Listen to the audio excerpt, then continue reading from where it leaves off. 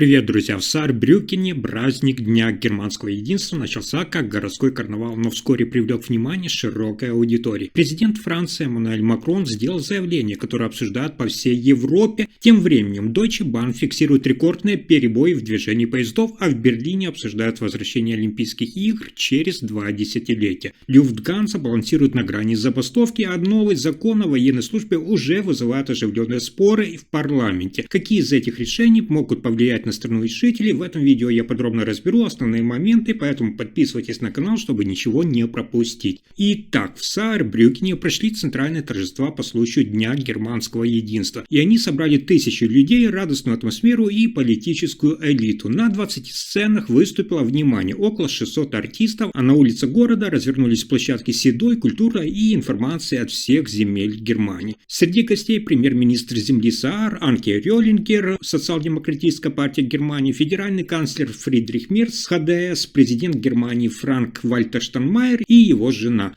Присутствовала и председатель Бундестага Юлия Клёкнер, которая посетила это мероприятие вместе с телеведущим Йоргом Пилавой. После официальной части горожане заполнили улицы центра, толпы шли от павильонов к концертным площадкам, многие говорили, что погода, атмосфера и концертная программа оправдали ожидания. Но не обошлось и без жалоб. Бесплатный общественный транспорт оказался перегружен, посетители жаловались на долгие очереди, скудное количество поездов и нехватку транспорта в час пик. Несмотря на недостатки в логистике, праздник стал ярким событием, визуально насыщенным, динамичным и наполненным культурными акцентами.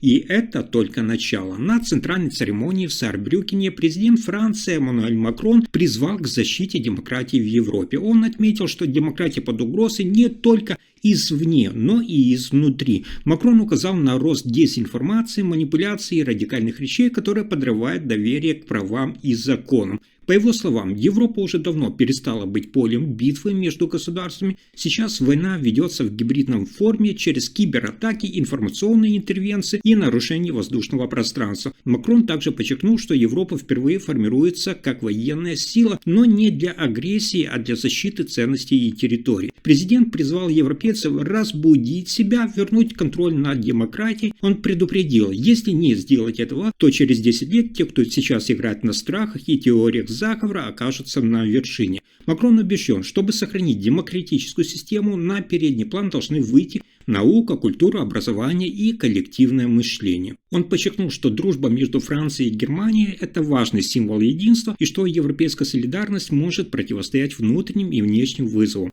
Также Макрон призвал к диалогу, ответственности и бдительности, чтобы демократия не стала жертвой собственного успеха. В свою очередь, экс-канцлер Ангела Меркель высказалась, что не согласна с канцлером Фридрихом Мерцем и заявила, что вместо Эммануэля Макрона необходимо было пригласить одного из президентов Восточной Европы.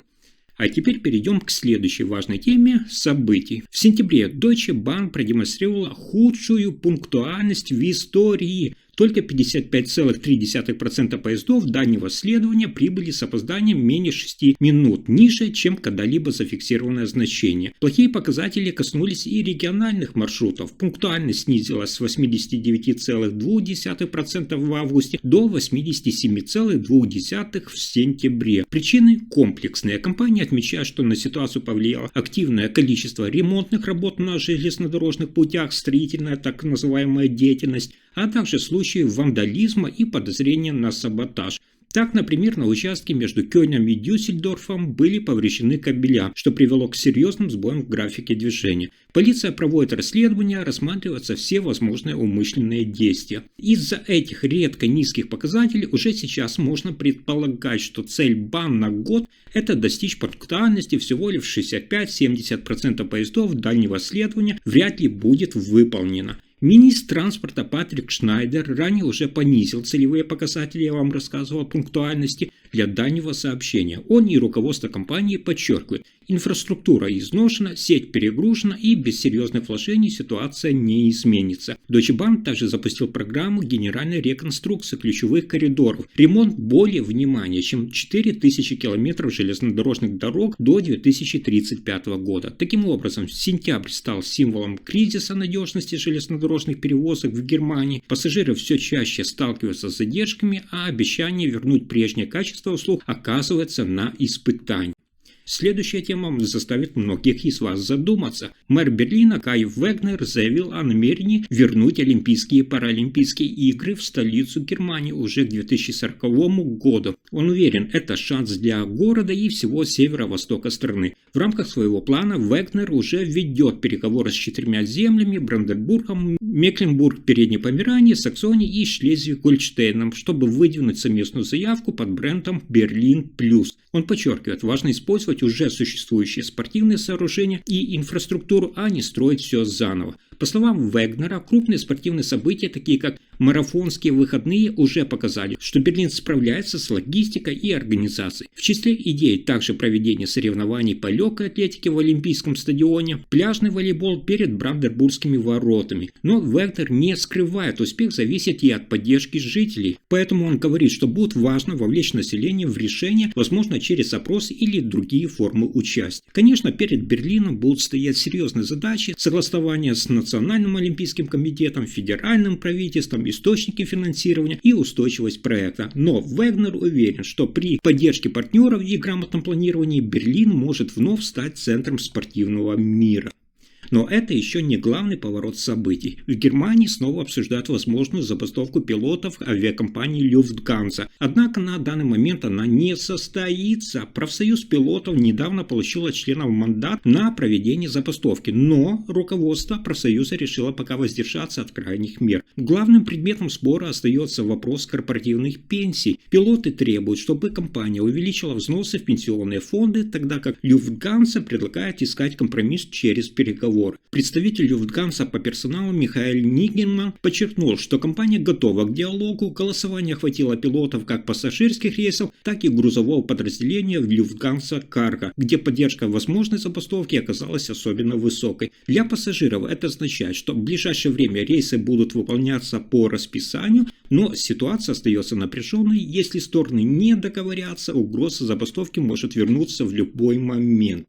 Дальше давайте обсудим ключевые детали событий. В Германии разгорелся спор вокруг нового закона о военной службе, предложенного министром обороны Борисом Писториусом. Его проект направлен на то, чтобы сделать службу в армии более привлекательной и при необходимости предусмотреть переход от добровольной службы к обязательной. Однако обсуждение в парламенте было отложено по инициативе блока ХДС-ХСС. Представители блока заявили, что законопроект слишком расплывчатый и не объясняет, при каких условиях добровольность будет заменена обязательной службой. Оборонный эксперт от ХСС Томас Энтль подчеркнул, что откладывать разговор о росте численности армии и резерва нельзя. В ответ социал-демократы из ДПГ заявили, что задержка обсуждения – это не провал, а проявление уважения к необходимости более глубокого анализа. Об этом сказал депутат из ДПГ Фалька Дросман. Критики также указывают, что проект пока выглядит как закон об улучшении условий службы и медицинских проверок, но без ясных правил о ведении обязательного призыва. Поэтому судьба инициативы остается неопределенной, для ее продвижения придется серьезно доработать детали и заручиться поддержкой союзников в парламенте.